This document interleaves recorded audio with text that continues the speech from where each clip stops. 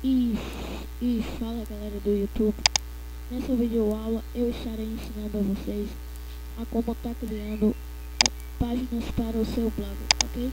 No caso, páginas são o que? Páginas são esses daqui, ó, início, tutoriais, que esse daqui eu fiz faz uns dias atrás. E aqui ó, tem o início, tutoriais. No caso, para criar mais, só não ficar esse vazio aqui, ou editar ou excluir.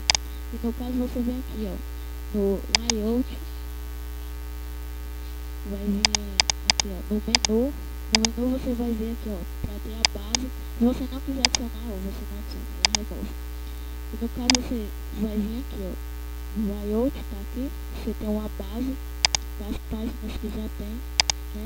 Então você vai vir aqui ó, páginas, e aqui ó, vai ter o tutoriais. Para excluir você clica aqui. Então vamos lá, né? Nova página. Seleciona o nome. Anuncie.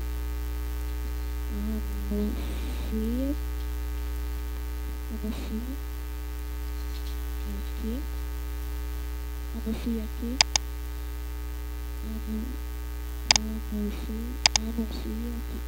Bom, aqui você dá um publicar. Aqui você posta o que você quiser. E agora aqui vai ter dois. Vocês vão voltar lá pro download ou pro layout e vão ver aqui ó, na base do menu.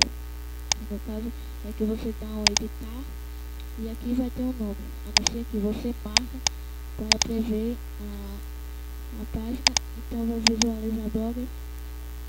No caso vai estar aqui ó, anuncie aqui. Bom, é isso aí pessoal, se ajudaram vocês, se ajudou vocês, dê uma joinha no vídeo e se inscreva no canal.